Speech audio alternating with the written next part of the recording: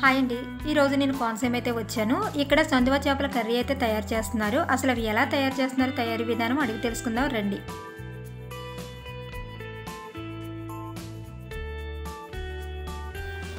ఈ సందువ చేప ఇది కర్రీ నేను తీయడానికి కారణం ఏంటంటే ఎక్కువగా మనకి సీజనల్ ఫుడ్ అండి. ఇప్పుడు మనకి పులుసు ఎలాగైతే దొరుకుతుందో అలాగే సందువ చేప కూడా చాలా రేర్గా అయితే దొరుకుతుంది. అది సముద్రపు చేప. అలాగే మన పులస కన్నా తక్కువ రేటు, మన చెరువు చేపల కన్నా ఎక్కువ రేటు. కానీ ఈ జనవరి వరకే అవైలబుల్గా అయితే ఉంటుందండి. అందుకనే నేను ఈ వీడియో తీయటం అయితే జరిగింది.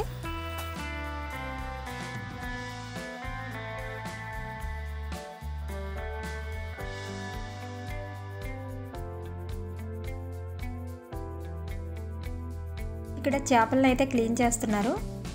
నెక్స్ట్ ముక్కలుగా కట్ చేసుకుని పక్కన పెట్టుకోవాలి.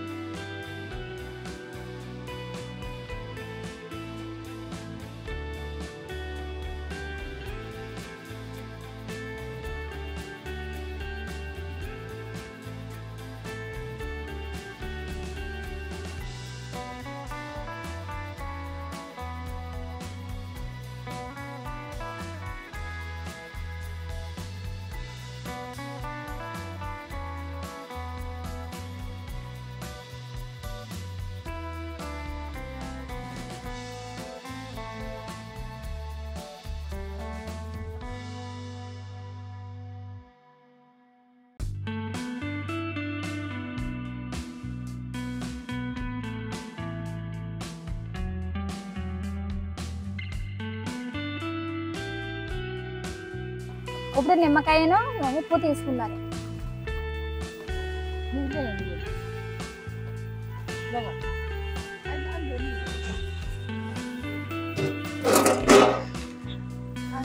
ఎట్లయితే తీసుకుంటున్నారు.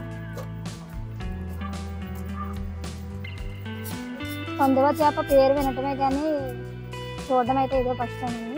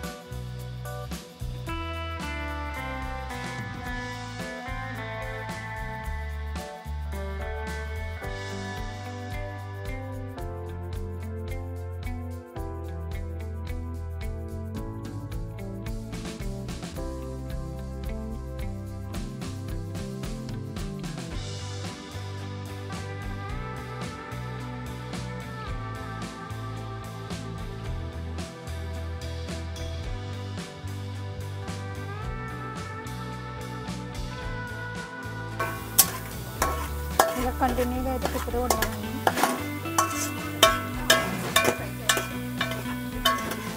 మాడుకోకుండా ఆనియన్స్ అయితే ఇలా ఫ్రై చేయాలని కంటిన్యూగా తిప్పుతూ ఉండాలి.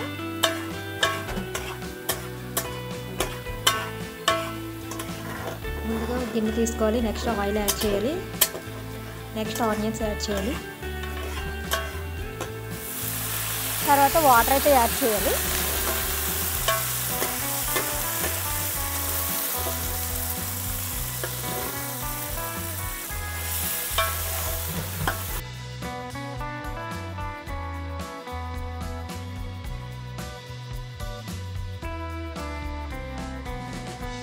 స్టవ్ మీద అయితే వండుకుంటే మాత్రం ఒక 1 అవర్ అయితే టైం పడుతుంది.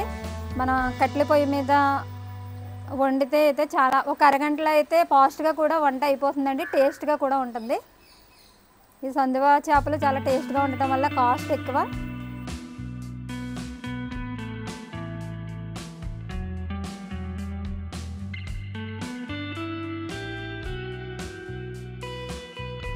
చేప ముక్కలకి పసుపు కలుపుకొని పక్కన పెట్టుకోవాలి.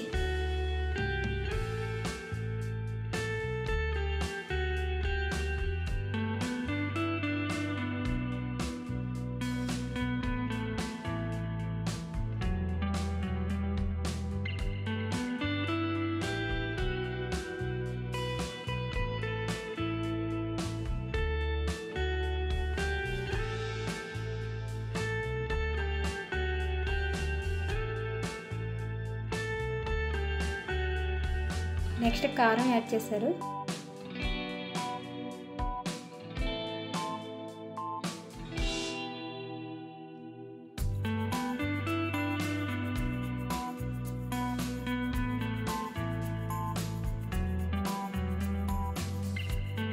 మసాలా యాడ్ చేశారు.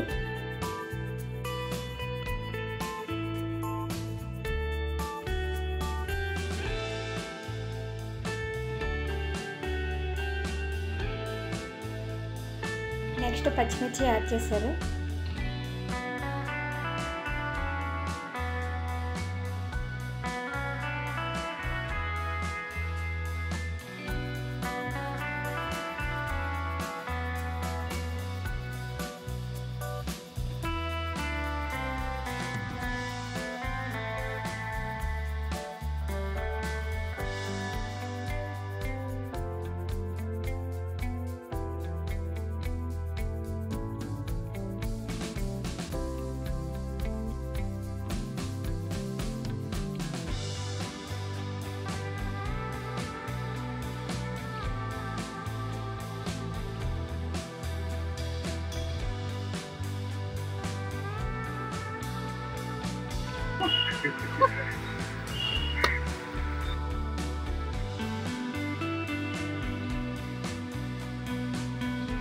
దానికి కారణం ఏంటంటే చాలా రేరుగా అయితే దొరుకుతుందండి సందువ చేప.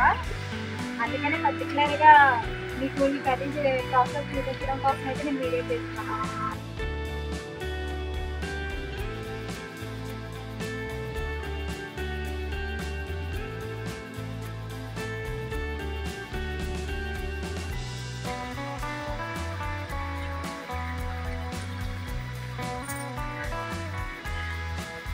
ఇవైతే మళ్ళీ కలపకూడదండి.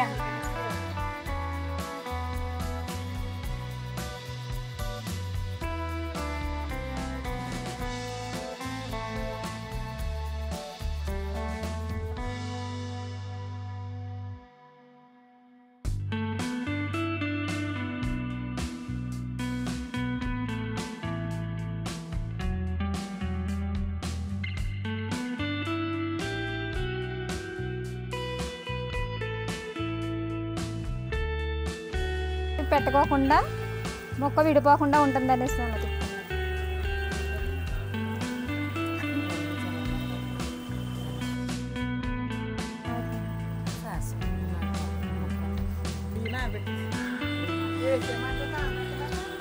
అప్పుడే కర్రీ అయితే రెడీ అయిపోయిందండి. ఎందుకంటే కట్టెల పొయ్యి మీద అయితే చాలా ఫాస్ట్గా అయితే ఉడుకుతుంది, కానీ టేస్ట్ కూడా బాగుంటుంది.